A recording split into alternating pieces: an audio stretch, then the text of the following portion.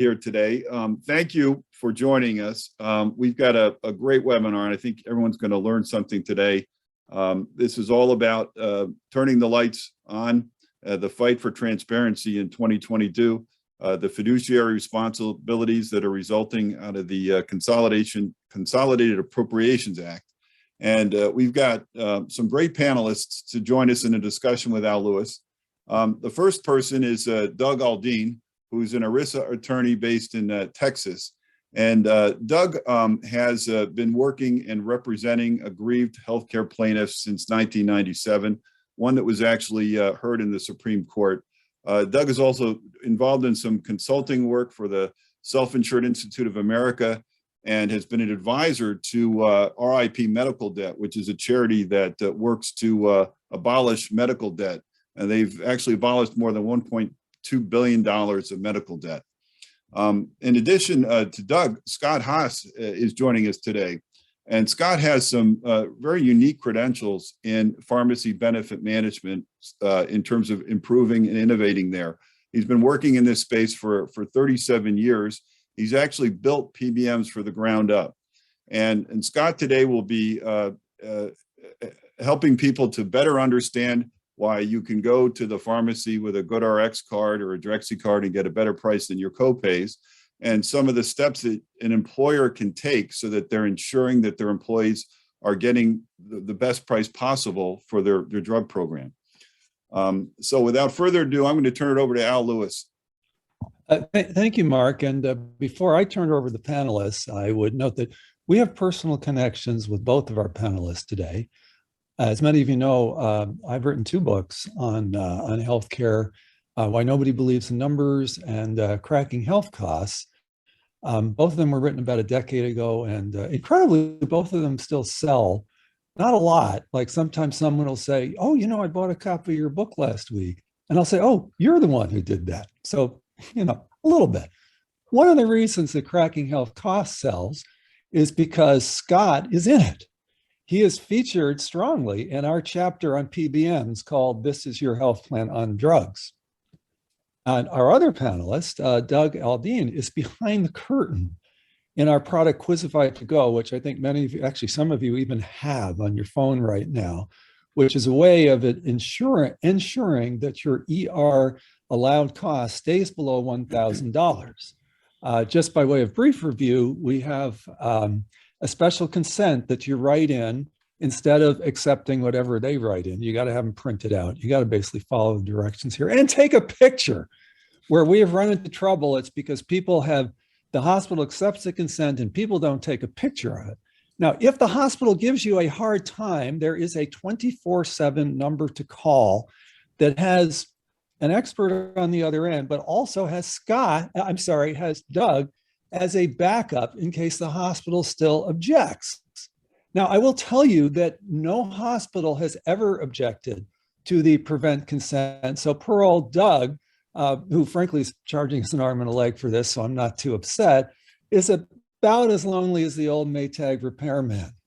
Where the issue comes in, by the way, in Quizzify to Go is that hospitals do have a way of quote unquote forgetting that they agreed to this consent and trying to send a large bill instead. We got that taken care of, but that's for another webinar. With that, I will turn things over to Doug, and I am going to take myself off the line here just so that I can monitor the chat box and the Q&A. Absolutely. Al, thank you for the introduction. Mark, thank you as well. Thank you, everybody, for joining and listening today as well.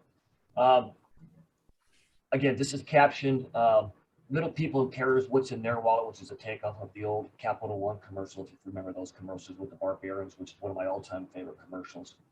But really, we're going to be focusing on a lot of the issues surrounding the CARES Act, transparency and coverage, and then the broken rules as it relates to your fiduciary responsibilities. Now, hot off the press that just came out yesterday, hospitals 1, the rest of the United States 0. The hospitals, there's 5 different medical associations and health systems which took on HHS, and actually the TMA, which is based here in Austin, won the first round. I won't get into all the details because I haven't had a chance to read the entire opinion yet. But suffice to say, the providers are not rolling over pursuant to the No Surprises Act. A lot of game left to play. So we have a polling question coming up, and while people are answering the question, Mark's going to put it up on the screen. Mark, I believe you're the host. Yes. And while people are answering this, I have a couple of questions for Doug already. Do you have a clear disclosure of the commissions and fees that your broker, advisor, consultant, or carrier is charging your plan, including indirect fees?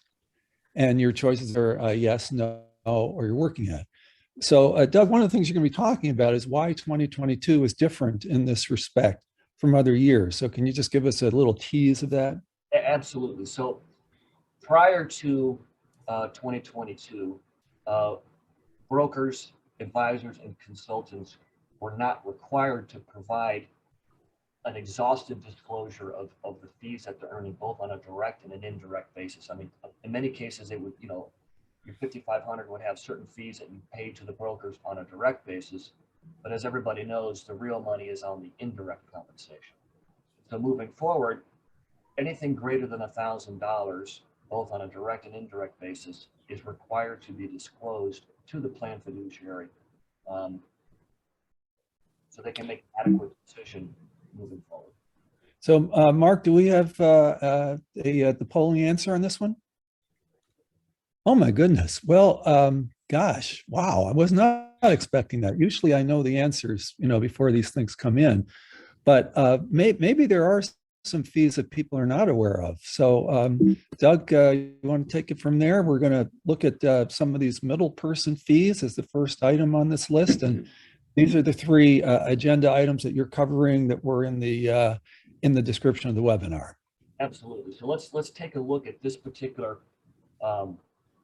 sample of broker fees, both on a direct and indirect basis. And if you'll notice, this is actually broken out between employer-paid commissions and employee-paid commissions.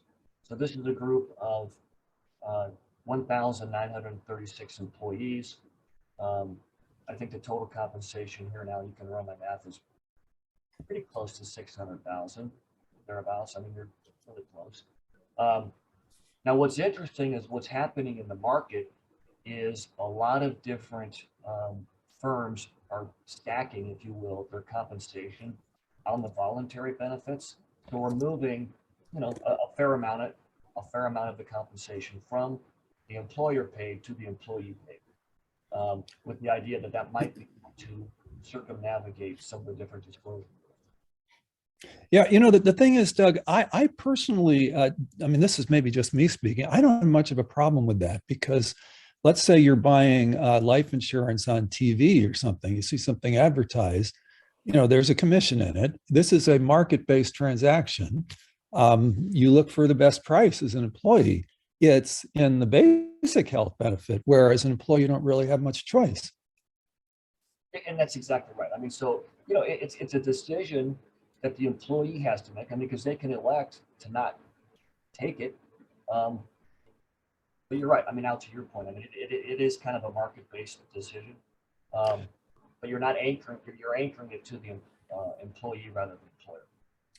And so, Doug, this is Scott. A question that I would have is, because these are group-sponsored products typically, and the employer is participating in the solicitation and distribution of these products, doesn't the employer, by the fact that they are doing this, putting themselves at a potential risk exposure under the direct and indirect compensation rules of the CAA?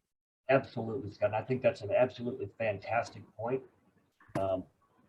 100%, because you're complicit in the soliciting, advising, if you will. So I think it puts them in a very difficult spot. Just one administrative note, Doug, I think your volume is as high as you can go, but if you could go higher, that would be great. Okay, hold on one second here. I'm going to do that right now. All right, and while yes, there are several. Actually, most of our chat box so far is if you can get the volume a little higher. Just speak a little louder. Is that better now or no? Yeah, now it is. Okay. A couple of the Q&A, and so Scott, just to wrap up your point, if the employer simply just makes these things available, they're not complicit. But if they endorse them or do something else to them, they are complicit? Yes. Okay, so you can be either not complicit or complicit depending on how you put these things through. And actually in Quizzify to go, we have the same issue that you can either pass it through, pass the whole through expense, pass the expense all the way through, or you can subsidize it. And that's basically what we're talking here. So a lot of people, n equals 3, I think, want to know about that, not including me, that's 4, want to know about that $20,000 credit. That seems to me that there's got to be a backstory there. And I was actually going to defer to Scott because, again, I don't understand exactly why that would appear that way. But Scott, maybe you could help explain why there would be a consulting credit allocated like that. Yeah, speculative, could be because the broker is generating revenue from the PBM or from some other third party, and they're recognizing that perhaps, but that's pure speculation, just looking at this on the surface. Well, I don't know the answer to that, but I can certainly find out because I know exactly where this came from. Yeah, so let's put that in the parking lot, as they say, and if we can get it in 24 hours, we can write back to everybody and tell them. Now, people said they thought they got a full disclosure of all the direct and indirect fees, but certainly what is the case is that, and we took out the name here because we don't think it's limited to one organization. This organization was just frankly dumb enough to announce it. That the consultants who are getting paid by employers seem to also have some relationships with vendors. Wouldn't they have to disclose that? Yes, I think so, 100%. So those of you who put down, yes, we have full disclosure, who use large consulting firms may not be aware that in some cases, these firms have other sources of income in addition to charging you. Now, having said that, in the case of Quizzify, we have never been asked to give people money under the table, but we've certainly heard of many folks who have. So whose responsibility is it to disclose these side deals? Is it yours as the employer, or does the information get volunteered? How does that work? Well, I would think initially, on any side deal, if there's any knowledge by the broker or advisor, at a minimum, they're going to have to disclose it, I think. And is disclosure enough? Like the SEC, you can disclose, we are stupid, and if you do something stupid, you're safe. Well, that's a great question because right now the way the rules are is everything is solely based on good faith efforts, and I think if you can meet that standard as best as you can, that's going to be a good principle to live by. So vendors and carriers, we did see that polling question where the answer was that they are disclosing things, but I'm just skeptical that they are. I think maybe the reason many of the answers were yes is that people are just not aware of some of these things, so they think they're getting disclosure. Yes. So that's really the third thing here. Yeah, and I think that's true. I do. Yeah. So I might recommend to people on this call that they actually put down, name every single piece of money that you are getting from vendors and PBMs and whoever else to be that you're selling to us, and just make it so that it's inclusive. Now, another question that's come up, and I put it here because I have it as well, is in the case of Livongo, for example, the Better Business Bureau gives them an F, and Amazon star rating is a 1.5. Is this something that Livongo needs to disclose to its employers, or employers need to disclose to their employees, or is this just caveat emptor? I mean, think about this. I mean, there's an inherent conflict. I mean, you're steering somebody to, they have an F rating. You're steering them. So there's a conflict between, what am I getting paid to do this by sticking somebody in a product that, isn't worth what you're paying. I don't know. Yeah. And just to be clear, because we are on tape, we are not saying, and you are not saying it isn't worth what they're paying. We're merely saying that the Better Business Bureau is saying that, and they do have a 1.6 star rating on Amazon. That's the middle people. Is there anything else that we should be adding about middle people before we go on to transparency and gag clauses? I think it's important to note, just in terms of what the potential penalties are, both with respect to the plan fiduciary and the brokers and the consultants. If for whatever reason there's an inadequate or no disclosure, it's what's called a prohibited transaction, which can result in some pretty significant civil penalties, in addition to a 20% on top of whatever may recover. So, I mean, there's some teeth to not following what the rules provide. So we're getting flooded with Q&A here. So for those of you who don't get their question answered, we will get it in writing. Disclosure, is that a dollar amount or just, yes, we have a side deal? That's a great question. So again, the rules only provide, as long as you're making the best or a good faith effort to enable the plan fiduciary to make a prudent decision. So is it a dollar amount? Is it a formula? The rules, it's ambiguous by nature, but there's definitely, you got to put the plan fiduciary in a position to make a prudent decision. So dollars would be great, because it's right to the heart of the matter.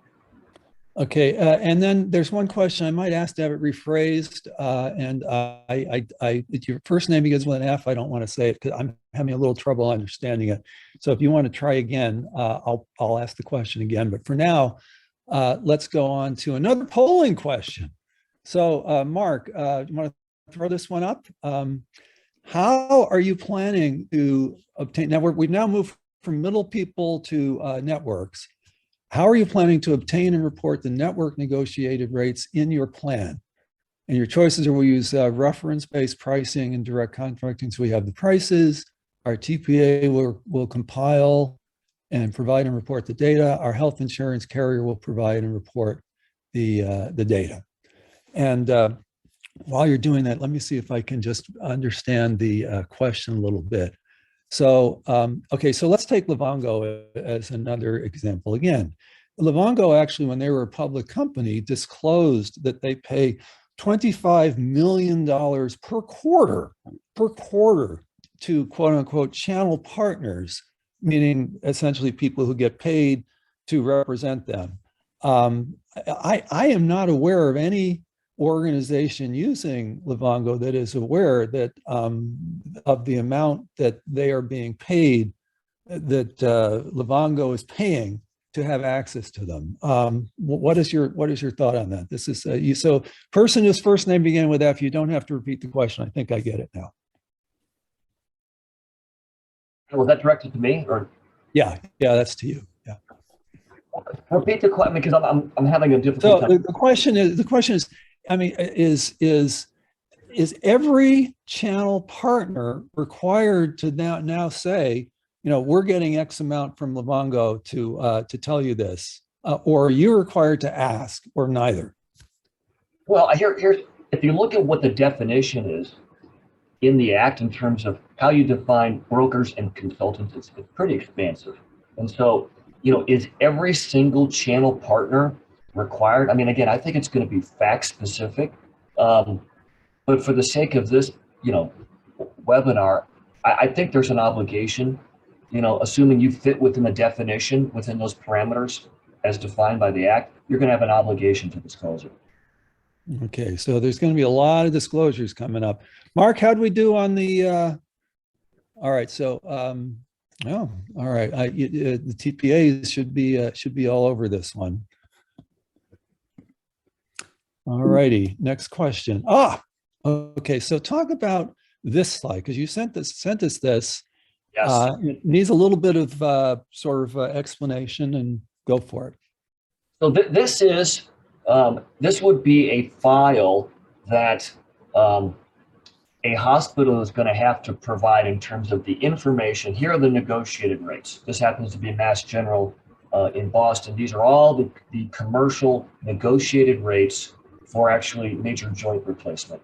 So you can see the variation in price, all the way from Aetna to the HMO price down there with Health New England. I mean, quite a variation in pricing at Mass General for this particular procedure.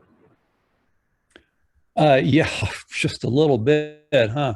So, that leads into another polling question, which is, if you look at this material that you just saw, this to me seems like an admirable disclosure. It's very clear, and it's got the whole red and the green thing going there.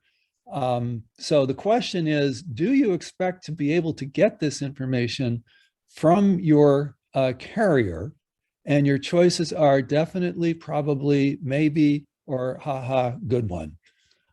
So just while we're waiting for the answer, is this what you're looking at on this slide? Is that this is the exception rather than the rule, I'm imagining? If you look at what is required, I mean, so plans are going to have to, or hospitals in this particular case, are going to have to provide the in-network rate file, the billed and allowed amount file. So this is actually, so the plans, here's what you're going to have to do to comply effective July 1st of 2022. You're going to have to provide the in-network rate file, your billed and allowed amount file, and then the RX negotiated rates and net prices file. But I think if we go to the next slide, first of all, let's, I think I'm actually required to submit here. So Mark, do we have yes, so yes, this one was the answer that I expected, that in fact, the carriers are going to not roll over, not unlike the providers didn't roll over. So, and this, in fact, we're going to take this letter, which we've taken out the names again, because I think we could apply to a lot of carriers. And the fact is, if you blow it up, you'll be able to see the names, but we didn't want to advertise it. And we're going to blow up the final thoughts here. The key language for some final thoughts. And let's look at this key language. And it says, while this blank carrier obtains some information from the clients and performs services on behalf of the clients, the most critical information, claim information, is not provided by the employer client. Rather, this information is submitted by participating providers. The claim record ... contains proprietary rate information and coding methodologies, and therefore they do not, even though you quote unquote own your data, you don't own this data. So what's going to happen here? And Scott, would love to hear what you have to say as well. So, and let me just caveat this. Now, this is a letter from, obviously a large carrier pre-CAA, okay? But I can tell you, having been doing this for a while, this is the position that this particular carrier takes with respect to the claims data. Now, if you look at what the CARES Act provides in terms of what contract, if you ask for the information, they're going to have to provide it. So it's all de-identified member information on a claim, on a per claim basis, all the financial and claim consistent with the provider contract, the provider's names, all that information is supposed to be available. But I can tell you, just on experience, it's not going to come easily. I don't know, Scott, what you're seeing in the marketplace, but I'd love to hear what you have to say. Yeah, we're currently engaged in a number of fronts where we are requesting data from third-party administrators and carriers Third-party administrators, typically that data is readily available, and you'll get a full file feed that includes every data element that you would see in a claim form and the adjudication process.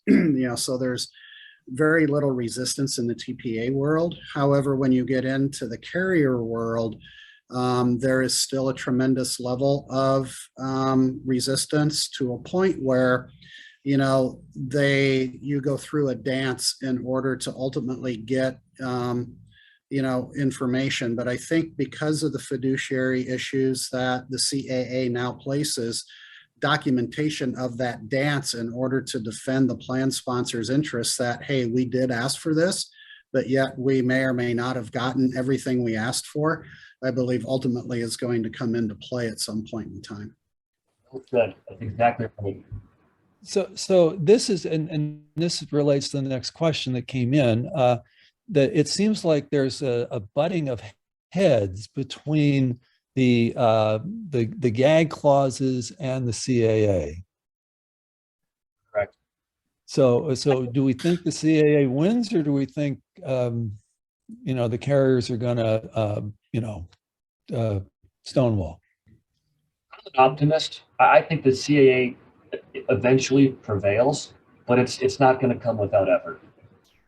Well, and I would add also that requesting data, which I'm a very much of a fundamentalist, I believe that data is property that is owned by the plan sponsor, and every service provider contract needs to be written in a manner in which service providers are in a ministerial capacity to the plan sponsor right up front.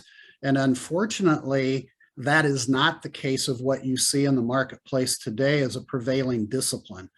We've done that with all of our accounts for years. And if service providers choose not to engage, then they're eliminated. We don't consider them viable if they won't agree on a very basic master-servant relationship, with the plan sponsor being the master and all service providers being servants.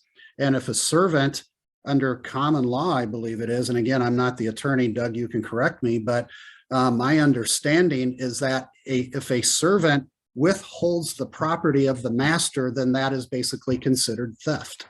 And I operate off of those principles. I always have. And I believe that the marketplace is extremely lacking in that discipline.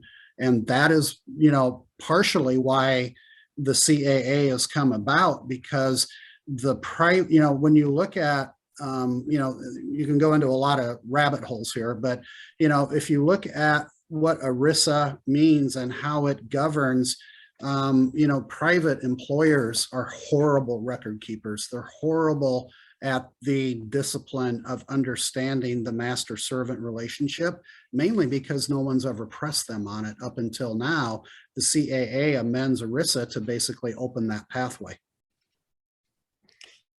So, just, I think this is a good place to close. But just one thing that Doug, the penalties have not really been set, except for one little penalty, right? That's exactly right. So, just based on my recent research, it's $100 a day. So if I got on the CMS website in terms of what the penalty is for non-compliance, and so that's $36,500. And I didn't see anything else out there at this stage of the game in terms of are there any other penalties that have substantial more bite to it? Yeah, and certainly the hospitals are not, not publishing their prices for the most part either. So, and their penalty is also fairly low. So with that, stay on the screen. And like I said, I'm just off because I'm monitoring everything here. And Scott, why don't we turn it over to you? We'll start with a polling question, which is how much does your PBM make on each script? And I would, while people are answering that question, I would ask Scott, what is the single most egregious thing you've ever seen from a PBA in terms of pricing or revenue streams? Having been doing this for the number of years that our team has, I believe one of the most egregious encounters that we have evaluated is in the range of $38 to $40 per script of excess charges to the plan sponsor and the plan participants at the point of sale and how their claims were being adjudicated. That's mind blowing. And I'll tell you another thing that I've just seen, and then we'll get the answers here. That's mind blowing. But I just saw one of the major health plans try to advertise to its employers that these copay coupons would result in quote unquote huge savings, when in reality, what is the case with copay coupons? The reality is with anything in the PBM fiscal environment is you have to follow the money, and what is the source of the money. So, you know, and that's a key aspect of our consulting practice, whether it relate to health, you know, health insurance or PBM consulting, because we apply similar discipline to both, is that if you are not able to measure, if you're not able to identify and apply line item fiscal accounting principles to any aspect of your PBM program or your health insurance program, then it's highly likely that there are significant levels of undisclosed margins that the service providers have in place. So speaking of undisclosed margins, let's see how many people said E to this polling answer. Yeah, I think E would be my choice.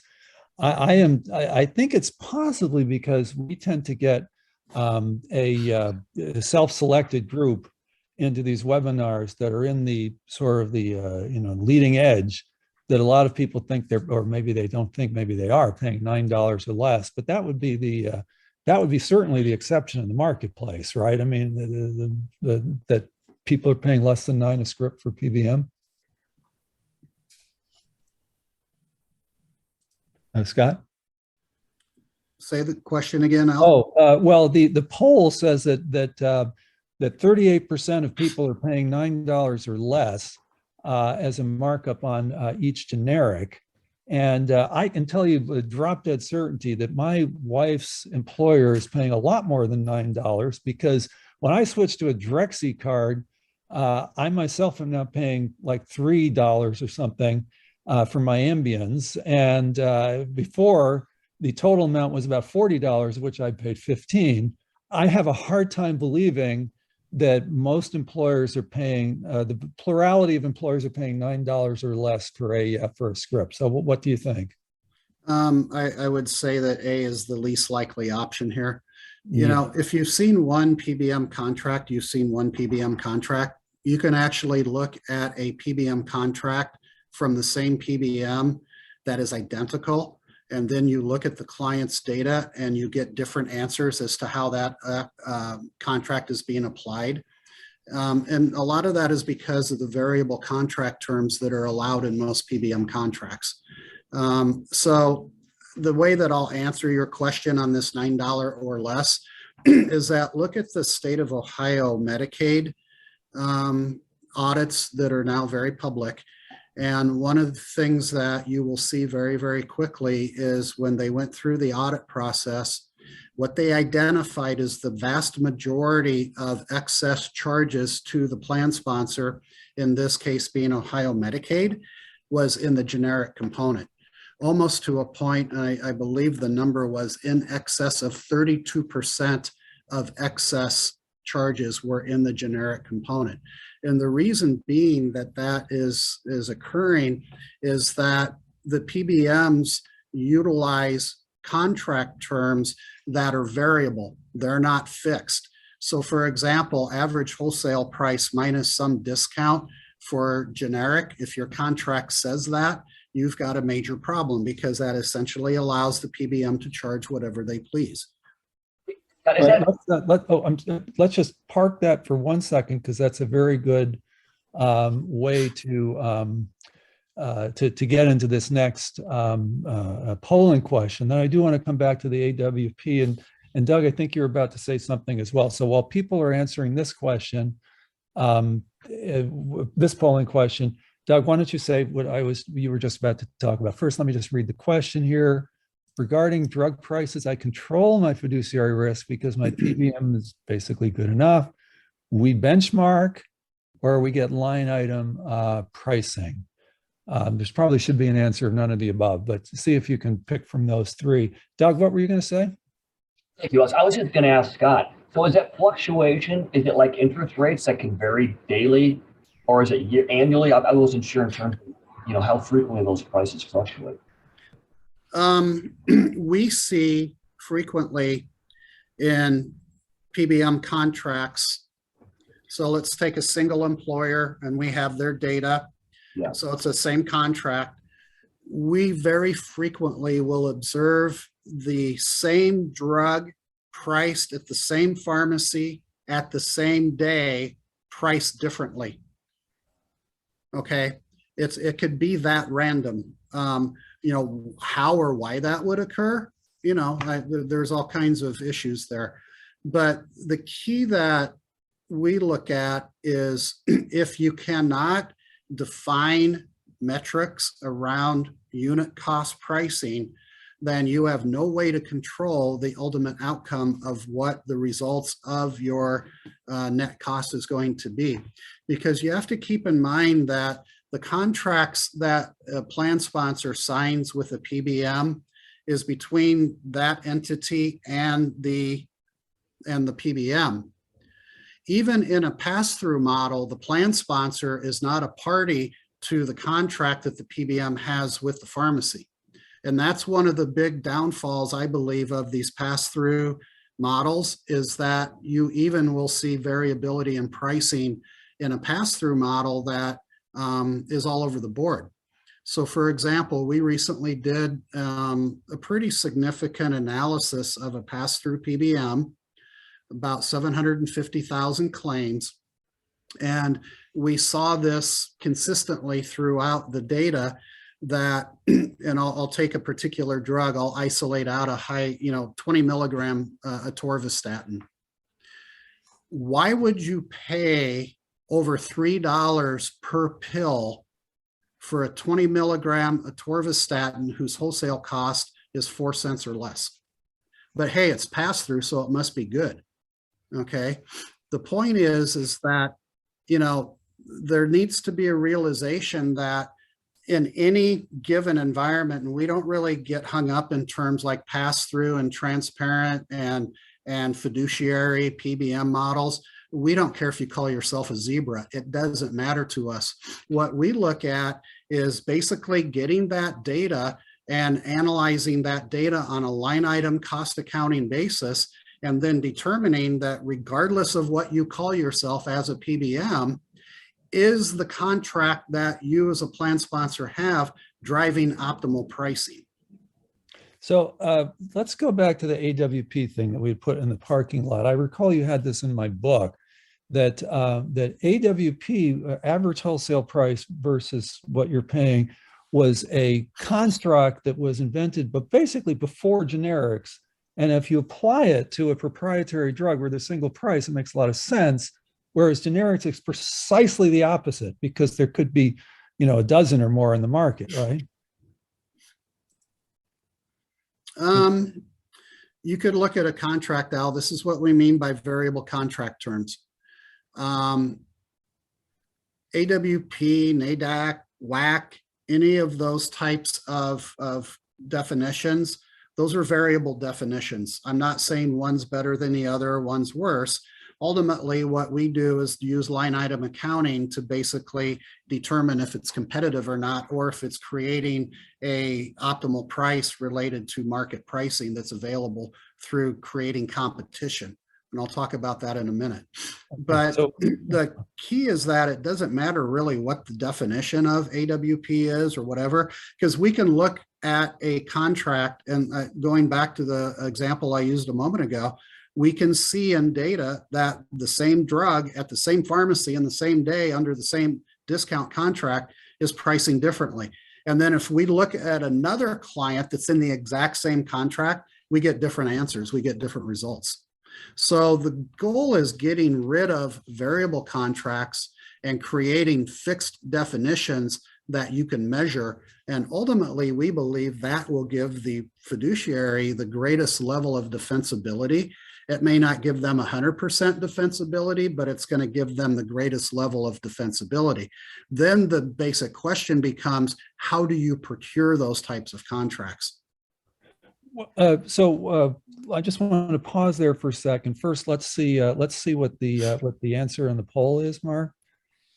So there is some there. Once again, I think this is because we have self-selection on our webinars, but there are people who are saying, a lot of people who are saying, we had a lot of people in the webinar who are saying that they get line item pricing.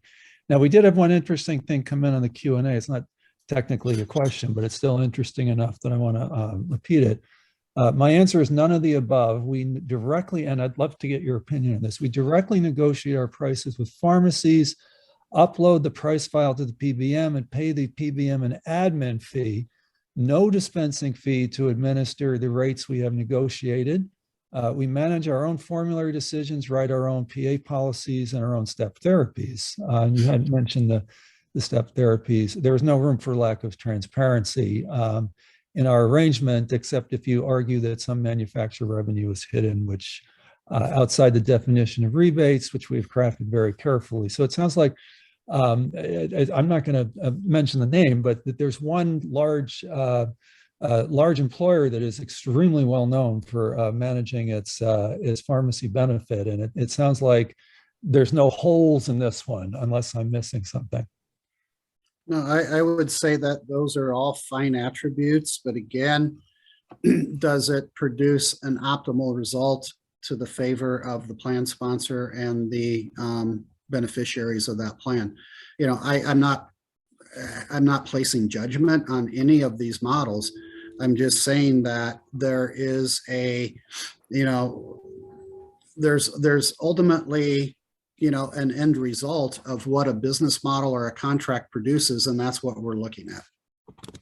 Yeah, and then the one question I wanted to ask, maybe back to everybody that answered C, does your PBM contract have a exhibit that lists all 2,850 or so plus or minus generics and gives you a specific unit cost per pill of what actually is being that the PBM is allowed to charge you? Because getting line item pricing, you know, you might get a data feed that has all the line items. That's great. But how does your contract support what you might be getting in that data? So another thing that came in, this really helps explain why we see generic and branded generics be higher cost. This is a classic, So if you move something from a proprietary drug to from a generic to a proprietary, that's kind of a quote unquote branded generic or somewhere in between, that reduces if in a traditional model, the PBM could claim savings in both proprietary and generic, right? Because they've moved a high cost generic into a low cost proprietary. Yeah, basically, we don't allow that type of gamesmanship in contracts that we negotiate. Yeah. Our preference is to define generic by GCN. So it's black or white. You can't have a generic and a brand on the same, it's just not allowed. One of the areas that we see significant abuse right now in the market is in specialty drugs that have moved to the generic side, and the PBMs are still trying to price it at a specialty level, even though they're now generic. Huge amounts of delta between what the price should be versus what is being charged by the PBMs in the marketplace. So, but there are the ones that are, I don't know what happened here. Oh, here we go. Yeah, there are the ones that that are right in between. And you're saying, and what? So, can you repeat what you're saying for the ones that you know are neither fish nor fowl in generics and proprietary? Yeah. So a really good example is Gleevec. Was a specialty brand drug that went to generic a couple years ago, I believe. And what we saw, and I'll just use general terms to illustrate the point, is that, when Gleevec was brand and it was still protected, it was, let's say, $11,000 a month for that episode of treatment. Then when it went generic, what we saw is, let's say it dropped down to $8,000 a month. So everybody's going, wow, isn't that great? We just used, we just saved that amount of money between 11 and 8,000.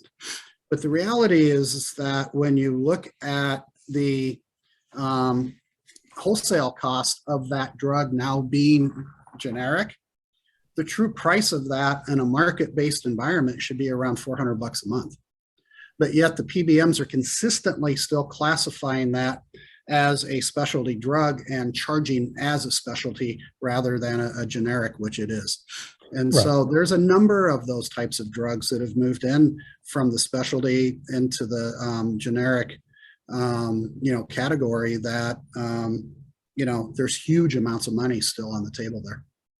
Yeah, that always struck me as a place where there was just a lot of abuse. And just to sort of frame it a little bit better for folks who may not be, actually, I think you did frame it pretty well. When a drug moves to generic, there are low-cost generics, and yet somehow the now newly generic brand name is always charged more, and it's up to you as a plan sponsor to make sure that this doesn't happen.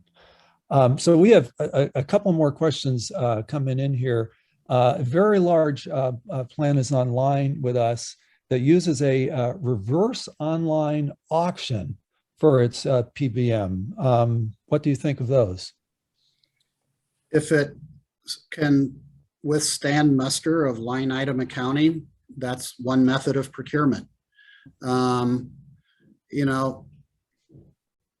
key to what we do, and I think that it's in the next slide, Al, Okay, is next one after this. Okay. Yeah, is this particular attribute. One of the things that we never ever do is provide the client's data to the marketplace.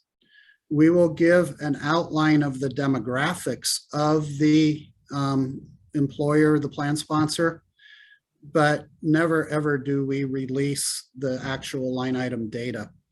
And the reason being is that by doing that, most of the advisors that are, trying to help their clients rely upon the PBMs themselves to do the repricing, and then they bring it in and they spreadsheet it based upon what the PBMs said their pricing would be. So if you think about that, that's about as stupid a process as I've ever seen in healthcare, right? So, we did a project on a very large Fortune 50 company about 5-6 years ago. And the benefits director said, if I were to take all of the cost reductions I got by allowing all of the PBMs to reprice my data, I'd have a negative spend. Yeah, Right? I've heard the same thing. The guy who told me was the chief medical officer of Presbyterian Health System. He said that exact thing. Yeah. So if I'm looking at these reverse online auctions, I might propose, and this is one of the largest health plans in the country, one of the top 3 or 4, that they simply take a sample of what they're paying for various generics. And don't let the PBM tell you the sample. You tell them the sample and just compare it to what the line item price would be, and then they can see if the reverse auction is effective. No, yeah, we even take it to the next step beyond that. We basically give, the demographics, size of the group, we give them their case mix, but we require that the PBMs give us a fixed unit cost contract of every generic on a fixed unit cost per pill. That unit cost per pill schedule is then put into the contract, and that is the maximum allowable that the PBM is able to charge the client. The same thing for brand, same thing for specialty. There's some uniqueness on the brand and specialty because they're single source manufactured drugs. But the reality is if you look at most of the contracts in the market, the majority of the excess spend is in the generic component. You can get good competitive pricing for brand. You can get good competitive pricing for specialty, but the majority of the excess is in the generic component, which is very counterintuitive, but that's where the money's at. But what we do is we invite all PBMs. We don't have any bias as far as what PBMs want to bid for the privilege of serving a client, but we basically adhere to a discipline that says you have to give us your price schedule that you're willing to fix and guarantee, and put that price schedule in the plan sponsor's contract. And in our opinion, that is the most genuine way to assure transparency. One, because the way that a PBM wins in a level playing field environment that we create for them to compete is that competition is what drives them to basically give better pricing on behalf of our clients. So it is a type of an auction in that we're inviting people to bid, but we control the rules, because if you give a PBM, and we've seen this for years, where here's a PBM that's awarded, given the data, they reprice it, they're awarded the contract. How do you validate that what they did behind their firewall when they did their repricing has any sense of integrity or credibility to it whatsoever? And then number two, how do you know that what they gave you as a proposal is what they implemented? You have no way to control that. Yeah, I mean, it does. And this, I guess, does sound pretty basic, that if you buy anything else, like you get a receipt and the receipt tells you, you go to the store and it tells you, how much you paid for each item. It doesn't say, here's the total, and that's basically what you're providing. So we have a closing with a whole bunch of questions have come up here that we haven't answered yet. I have a situation I don't understand. I saw an ADHD medication brand name where the 5 and 10 were priced generic, but the other strengths were priced at brand. So can you comment? I mean, how would that be? That sounds like a formulary structure issue that's designed to drive rebates. Yeah. So just for the folks who are on this, the whole rebate thing, and I'm going to give my opinion, and Scott, you can tell me whether you agree or not. I feel like the rebate thing is designed because the PBMs have figured out that their plan sponsors are much more interested in controlling the 10 or 15% of admin costs than they are of the 85 to 90% that's medical and drug, and that $1 in reduced admin costs is worth a lot more to them than $1 in reduced overall spend. Is that accurate? Or is that my paranoia? I'd say that's more paranoia, and the reason being is that very few plan sponsors have true cost accounting of their health plans. What they do account for their admin spend, though. Correct, but admin spend, and this is a key issue, is that one of the things I would promote everybody is that plan sponsors have to have direct contracts with PBMs. Letting a third party hold a contract on your behalf, I believe, is one of the biggest fiduciary exposures that exist in the marketplace. All right, and so we're running a little short on time. We do have just a few. I mean, we're kind of frankly a little bit overwhelming questions here. Scott's PBM procurement approach makes my work in the past seems silly, providing the PBMs with the RX claim file. So that's just a nice review for you. Scott, are you willing to put language in the deal for higher dispensing fees with no clawbacks for independent pharmacies? Now that's a question that could be a whole nother hour discussion, quite honestly. And the focus of what we are doing in our procurement process is that we are focused on what the PBM is allowed to charge the plan sponsor and consumers at the point of service when they go to get their drug. And we're using competition to drive those costs down. So in a sense, what we are doing is we are putting the PBMs at risk for the network performance. So going back to the example I used on that pass-through PBM, where, you know, their atorvastatin at CVS, Walgreens, Rite Aid, and others was over $3 a pill when the wholesale cost is $4 cents. You know, there's some real craziness to that. But my point is that we do not like clawbacks. We do not like desk audits. We don't believe that a lot of those types of activities that are creating undisclosed revenue streams to the PBMs, I personally think, and this is me personally, I think that some of those things are immoral.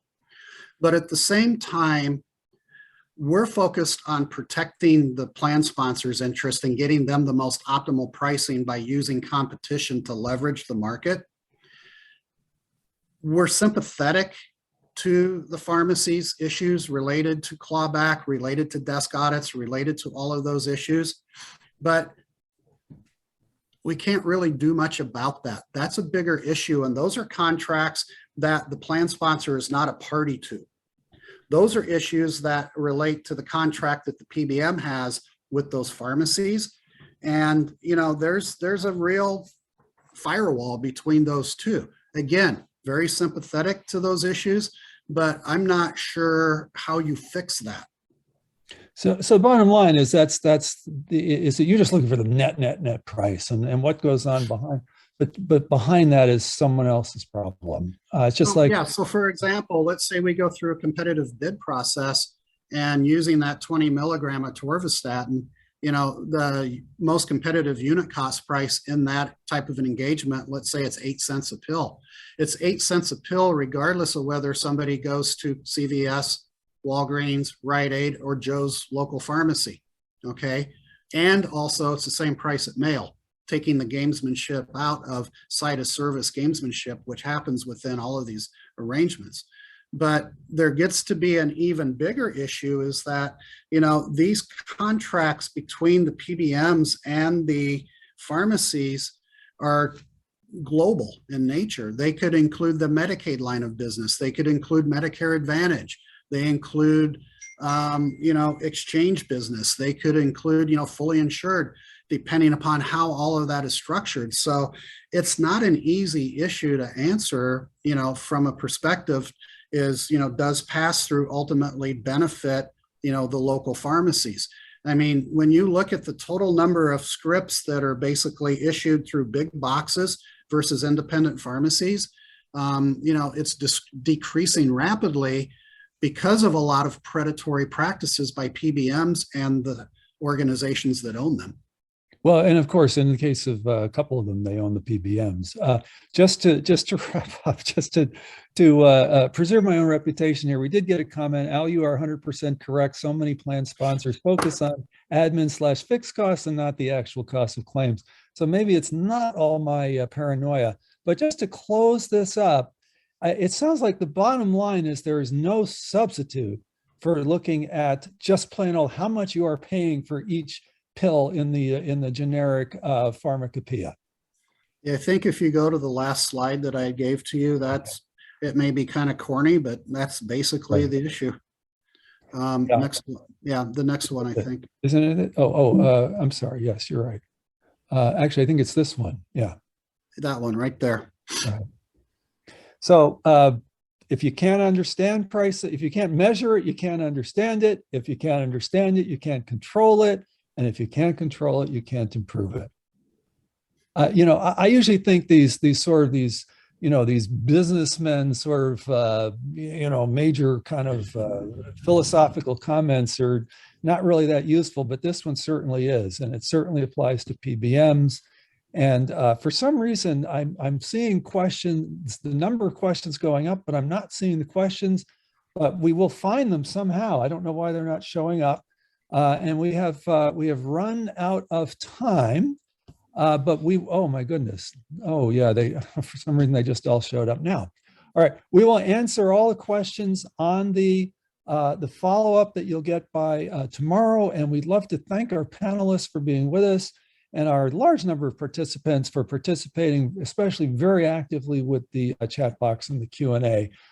Scott and Mark and Doug, thank you all for being with us. Thank you.